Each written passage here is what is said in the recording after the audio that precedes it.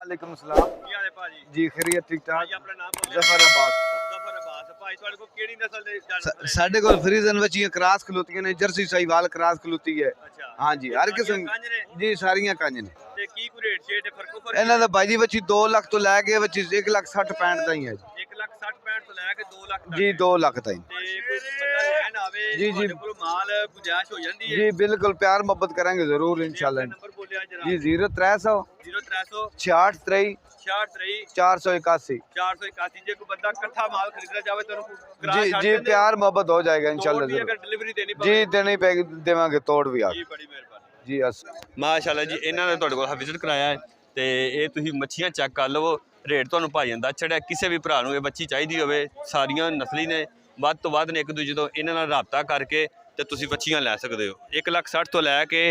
ਤੇ 2 ਲੱਖ ਤੱਕ ਇਹਨਾਂ ਦੀ ਅਸਲਾਮ ਵਾਲੇਕੁਮ ਜੀ वालेकुम सलाम। ਅੱਛਾ ਭਾਜੀ ਇਹ ਕਿਹੜੀ ਨਸਲ ਦੀ ਜੀ ਆਸਟ੍ਰੇਲੀਅਨ ਕ੍ਰਾਸ ਬੱਚੀ ਜੇ ਆਸਟ੍ਰੇਲੀਅਨ ਕ੍ਰਾਸ ਬੱਚੀ ਹੈ ਕਿੰਨੇ ਮਹੀਨਿਆਂ ਦੀ ਹੈ ਇਹ 11 ਮਹੀਨਿਆਂ ਦੀ 11 ਮਹੀਨਿਆਂ ਦੀ ਕੀ ਡਿਮਾਂਡ ਜੀ ਡਿਮਾਂਡ ਇਹਦੀ 1 ਤਰੀਕ ਜੇ ਇੱਕ ਤਰੀਕ ਹੈ ਕੋਈ ਗੁੰਜਾਇਸ਼ ਵਗੈਰਾ ਗੁੰਜਾਇਸ਼ ਹੋ ਜਾਏਗੀ। ਹੋ ਜਾਏਗੀ ਤੇ ਆਪਣਾ ਨਾਮ ਬੋਲਿਆ ਜੀ ਕੈਸਰ ਨਾਮ ਜੇ ਮੇਰਾ ਕੈਸਰ ਅਬਾਸ ਤੇ ਨੰਬਰ ਬੋਲਿਆ ਜੀ 0307 0307 64 64 48 48 681 681 ਤੇ ਬੰਦਾ ਰਾਬਤਾ ਕਰੇ ਇਹ ਤੋਂ ਇਲਾਵਾ ਵੀ ਤੁਹਾਡੇ ਕੋਲ ਮਾਲ ਜੀ ਮਿਲ ਜਾਂਦਾ। ਅਲਹਮਦੁਲਿਲਾ ਹਰ ਕਿਸੇ ਵੇਚਣਾ ਹੋਵੇ ਜਾਂ ਲੈਣਾ ਹੋਵੇ ਜੀ ਜੀ ਅਲਹਮਦੁਲਿਲਾ ਕਿਸੇ ਕਿਸਮ ਦਾ ਵੀ ਹੋਵੇ ਨਾ ਜੀ ਠੀਕ ਹੋ ਗਿਆ ਬੜੀ ਮਿਹਰਬਾਨੀ